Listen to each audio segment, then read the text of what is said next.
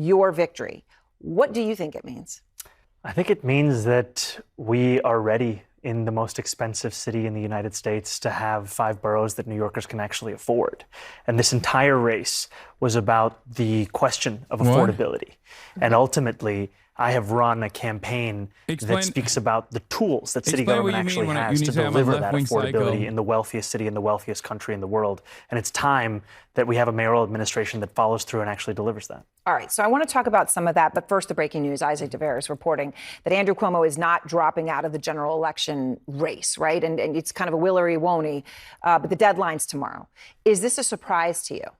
Ultimately, Andrew's decision or my decision matters less than the decision that voters already took on Tuesday night, where we won from Bay Ridge to Dyker Heights to Harlem to Washington Heights. We saw a mandate delivered for a new generation of leadership. And I am so proud and excited to continue to build on that mandate with an ever-expanding coalition, one that has now included the endorsements of Congressman Jerry Nadler, of State Senator Brad Hoylman-Siegel, and Manhattan Borough President, soon-to-be Controller, Mark Levine. And ultimately, that is a coalition that will continue to expand through November. Right, so you're saying no matter what. I mean, Name some Jewish people, Zohran. It's not like a redo where you're worried? No, not at all. I mean, we did it once, and it turned out pretty well. All right, so now can we talk about the policy? The policy is what stood out to a lot of people. But right, I said the freezing rents on half of the apartments, free bus service, the free child care. It's so crazy because it's like you have to do that. How do you pay for that? Let's go through it. So for the first thing, freezing the rent, that's not something that requires any fiscal output from the city. It's something that's determined by the Rent Guidelines Board, composed of 9 members. The mayor picks each of those members. They determine each year whether rents rise or whether they stay the same. The previous mayoral administration froze the rent 3 times. So this has clear historical precedent. When it comes to city-run grocery... Even Adams. You're saying Adams. No, this is prior to Adams. He's the current one who has raised it 9% on those same New Yorkers, pushing them out of their homes. City-run grocery stores, I've proposed a pilot program of 1 store in each borough. These are 5 stores in total. The total cost of this is $60 million. This is less than half the cost of what the city is already set to spend on a subsidy program for corporate supermarkets that has no guarantee of cheaper prices or collective bargaining agreements or even accepting SNAP or WIC. So you're not looking at some like Soviet Union grocery stores on every corner that are going to be run by the government? No, what I'm looking at is how to solve the very clear twin crises of affordability when you go to the grocery store and food deserts, which disproportionately impact Black and brown New Yorkers across the 5 boroughs, where I've heard directly from New Yorkers who say, why is it that I can find 6 fast food restaurants in a 5-block radius, but I can't find a place to buy groceries? But five boroughs, 5 grocery stores, but that can't be the goal. Well, I mean, the idea is the goal you want them on every. No, but in New York, things do go. There's a nail salon on every corner. There's a grocery store on almost every other corner. I think ultimately I'm guided by outcomes. If this pilot succeeds in guaranteeing cheaper groceries, as I think it will be, then yes, it should scale up. If it doesn't succeed, then no, it shouldn't, because what New Yorkers want are results. And then it comes to making buses free and universal childcare. Right. These are things that cost around $700 million, and let's say about. She says Soviet Union stores. Is that what she said? Oh my God! But have to be understood in the context of a $113 billion municipal budget, a $252 billion state budget, and we put forward a plan to pay for these and more to start Trump-proofing our city through 2 major revenue streams. Increasing the top corporate tax rate of New York to match that of New Jersey, that raises $5 billion, and increasing income taxes on the top 1% of New Yorkers who make $1 million or more a year by 2%. Both of these things, after they come to fruition, you're still paying less than you did before Trump. Okay. On the city tax, though, and I know that takes effect with people right now, that top rate of people of 50,000 or more. So if you're going to be adding 2% to people at $1 million, that I just did the math, right? Well, that's going to be an increase of 51% of what they pay now. I'm not saying cry for them. I'm saying if they leave, you're not going to get that money. And when you increase someone's taxes by 51%, aren't a lot of people going to leave? We're saying we're increasing it by 2% of what it is right now. And ultimately, I'm guided by the facts. The Fiscal Policy Institute did an analysis of the top 1% of New Yorkers and found that they leave the city at 1/4 the rate of other income categories. And when they leave to what are called high tax states, New Jersey, California. So what it then comes down to is, why are they leaving? Is it fiscal policy or is it actually quality of life? And I've heard that time and again from wealthier New Yorkers, from all New Yorkers. So it's talk. They're going to go to Florida and all you think is talk. In 2021, when I came to the state assembly, we had the same fight. It's fine. This is contentious, but it's not that bad because I'm used to fucking people just being like, why are you Muslim? And we now have Why more do you want to millions. kill Okay, every so the New York Jew? Times is saying that Mayor Adams So I guess this is trying better to gather because it business flushes out leaders his to support policies. him to say this is going to be bad. And Bill Ackman, billionaire hedge fund manager, of course you know of him, New Yorker, he said he agrees with you that the city's broken, okay, but he has a real problem with your economic policies. He said the ability for New York City to offer services for the poor and needy, let alone the average New Yorker, is entirely dependent on New York City being a business-friendly environment and a place where wealthy residents are willing to spend 183 days, the amount you need to be taxed, Why would you, and assume why would the you associated bring up tax Bill burden. Unfortunately, Smokes both parties started Crackman as a making reasonable exits. orator So here? you just think he that wrote isn't gonna add up. And by the 40,000 way, words that on corporate Twitter. tax That rate enough that is you're talking about, discrediting. that's a that big alone is increase. discrediting. That's matching 7.25% going to 11.5%. And the point of it is that if it works for our regional neighbor, why can't it work for us? And with Bill Ackman, this is someone who put $500,000 into Andrew Cuomo's super PAC, someone to whom clearly money is not an issue. And ultimately, even for him, life would get better. Because what I'm looking to use this money for is to make the quality of life across the city better. Okay, so when people say democratic socialist, right? And I'm curious what you think this means. I mean, do you like capitalism? No, I have many critiques of capitalism. And I think ultimately the definition for me of why I call myself a democratic socialist is the words of Dr. King decades ago. He said, call it democracy or call it democratic socialism. There must be a better distribution of wealth for all of God's children in this country. And that's what I'm focused on is dignity and taking on income inequality. And for too long, politicians have pretended that we're spectators to that crisis of affordability. We're actually actors, and we have the choice to exacerbate it, like Mayor Adams has done, or to respond to it and resolve it, like I'm planning to do. Open presence. Thank you for the 100 So, gifted. you know, for people who say that America was built on, and a lot of immigrants, and obviously you speak from an immigrant experience. I mean, you came as a young child, but you speak to a lot of people who came much more recently, that they come to America because they believe in capitalism. They believe that if they work hard and make a lot of money, that's part of the American dream. Do you think that's not part of the American dream? I think the dream at its core is a dream for stability in one's life. And what you're saying, that you work hard enough and that you then reap the benefits, too many New Yorkers and Americans for that matter are working 8 hours and then still feeling like they haven't made enough money to keep living in the city they call home. And ultimately, what I'm focused on is making the city affordable for everyone, not to win an ideological argument, but to deliver on the mandate of this So when Mayor campaign. Adams, you just heard him come out and he said soup, silver spoon. He talked about manicured nails to refer to you, You can right? see You him. were. I was looking at him. You They're not can looking that show him great to right everybody. What do you say to him? You know, I understand what he's doing. He's trying to distract from his own record. His is a record where he raised rents on more than 2 million New Yorkers by 9%, and he's considering another 8% increase. His is a record of raising the water bill to the highest it's been in 13 years, supporting Con Edison when they wanted to increase New Yorkers' gas and electric bills by $65 a month. I would much rather talk about me than I would about his record if I was him. And so that's what he's going to be doing over the next few months. And we will continue to remind New Yorkers what's on the ballot. It's affordability. All right, Assemblyman, please stay with me. Our conversation with Zohran Mamdani continues right after this, because the truth is his rise in the Democratic Party has been meteoric. And tonight, ICE Director Tom Homan is weighing in on Mamdani's win, somebody that Mamdani has confronted. I think Aaron Burnett is a hostile entity here, for the record. Live Aid.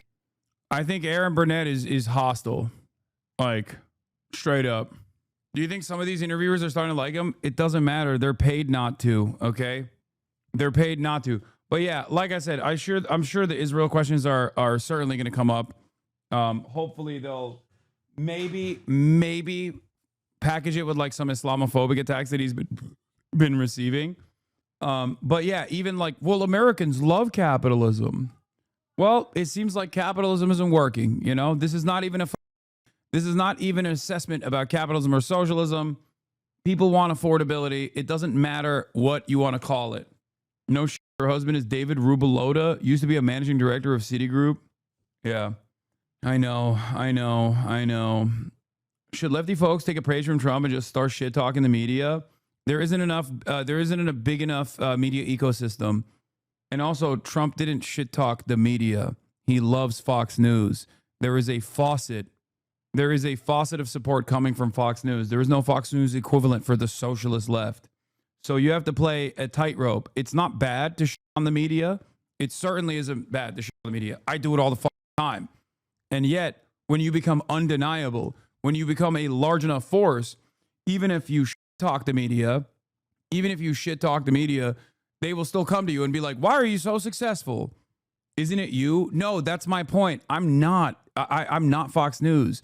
I'm nowhere near as powerful as Fox News. Me, Chapo, Democracy Now, and Majority Report combined does not touch Fox News. Like, all of us combined still do not make up for the same audience that Fox News does. And also, you have to remember, there's independent media on top of Fox News that Trump can rely on. Do you get what I'm saying? Like, we are the independent faction, and clearly, especially with the Zohran stuff, like, I've been thinking about it differently. Like, in the past, if you were to ask me, like, how much influence we have, you know, myself and other, like, independent left outlets, like, how much influence we have, I would have told you it's marginal, it's meaningless. But I will say that, like, not directly getting the word out on Zohran, but instead having the type of audiences that we have, that are incredibly active, organizers, door knockers, members of the DSA, members of PSL, that actually can help a campaign that already has all of the other facets that you need to be successful. That can clearly help a campaign like that thrive, for sure. But it has to be organic. Like with Zohran, it was a perfect storm. All of the different puzzle pieces fell right into the appropriate places. He's a guy who worked in state politics. He's charismatic.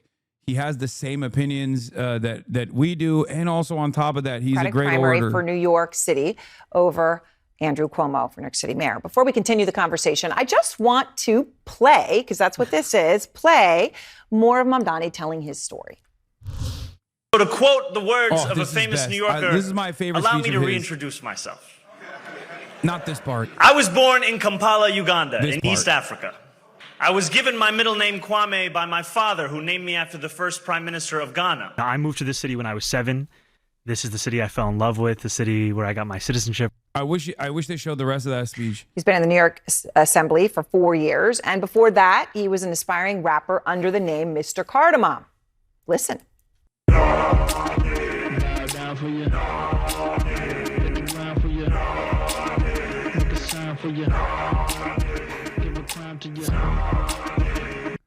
Once you do it, it's out there. It never comes back. It's there. Didn't think it was going to be on CNN. It's there, and there it is. Yes! So what do you say to people who look at your background and they wonder? They say, okay, rising star you may be, but this is the largest city in America, $112 billion budget, 8 million people, and a hell of a lot of problems.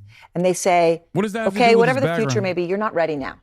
I would say that a campaign offers a glimpse of what an administration would look like. And we built a campaign the fuck? likes of which the city has not seen in a long time. We started with 2 full-time employees. Oh my gosh, you and used that to now present are him as an managing unserious 50,000 immigrant. volunteers. At the beginning of this race, there were questions of whether we'd get 50,000 votes. What the and yet we fuck? had 50,000 volunteers. 50,000 volunteers who knocked on 1.5 million doors, made 2.1 million phone calls. And ultimately, it's a story of not only being able to inspire people, but absorb that inspiration and build an organization. And I think that's also the story of what it means to run a city, that you are ultimately responsible, but you're also determined by hiring the best and the brightest. And that's what I will be doing in City Hall. I'll be hiring those that have a clear track record of excellence, of results, that come from a wide variety of mayoral administrations, and finally bring public excellence back into the public sector. All right, so you caught a lot of attention for confronting Tom Homan, Trump's border czar, about the deportation policies, which have a lot of impact here in New York. Here you are. Do you believe in the First Amendment? Do you believe in the First Amendment, Tom Homan? So that moment went viral. All right. Then after the primary, Homan was asked about your plan, which is on your website. You said that you would end the city's cooperation with ICE agents that has been going on under Mayor Adams. And he has spoken out. Here's what he said. Good luck with that. Federal law trumps him every day, every hour of every minute. We're going to be in New York City. Game on. We're coming. Game on. He's coming. What do you say?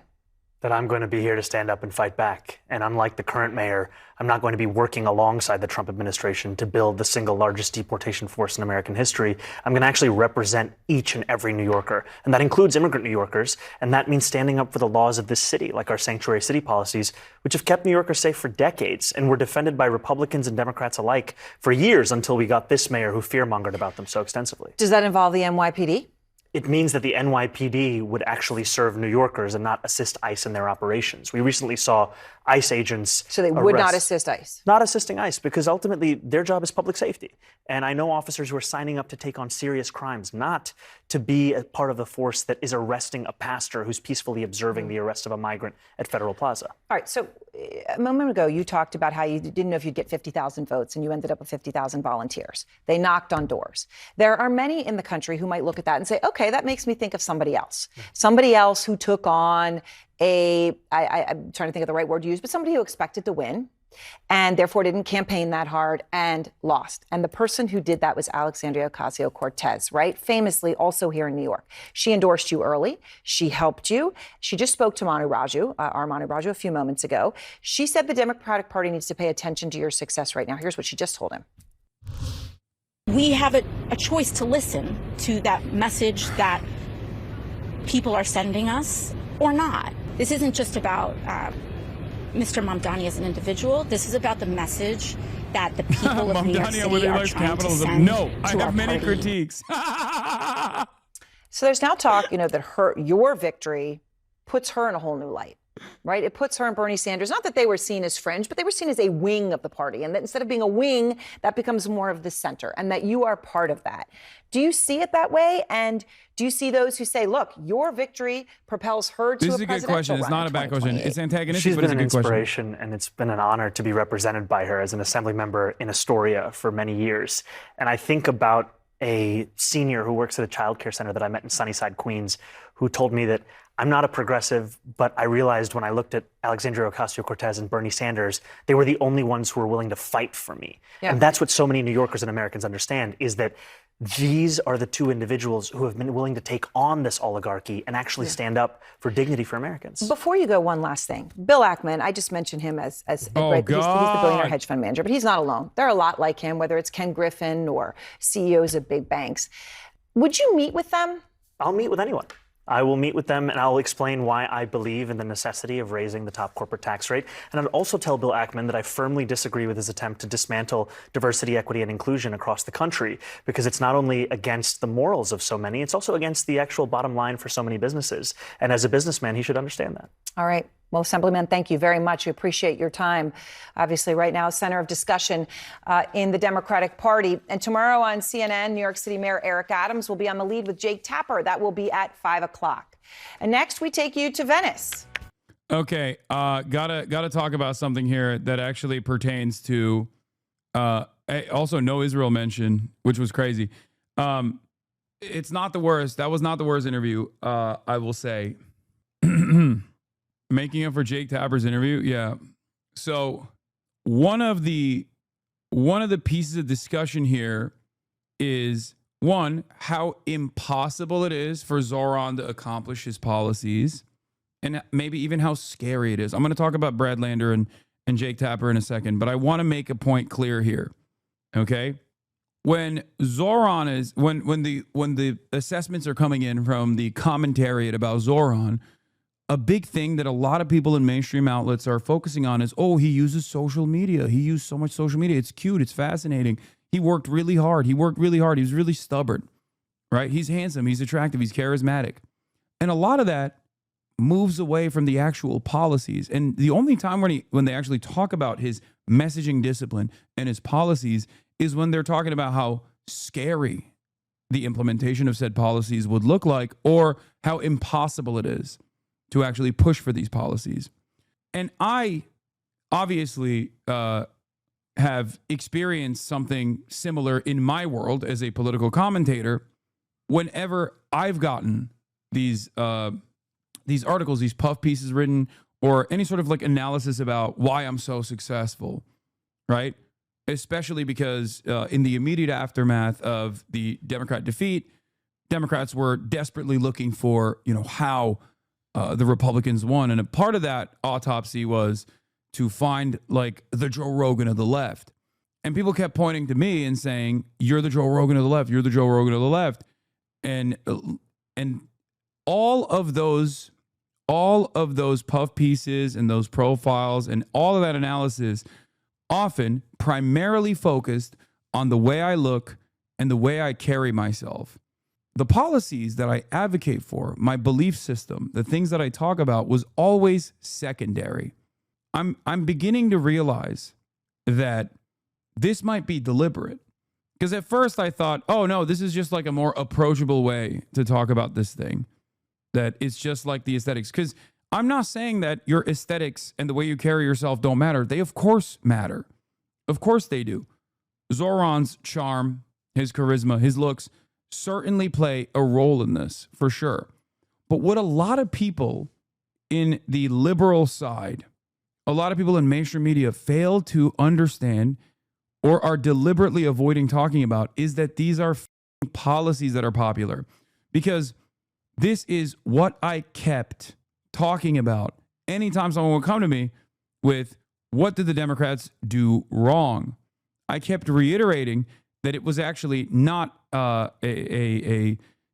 messaging gap or a outlet that they didn't go to, even though that certainly played a role in this.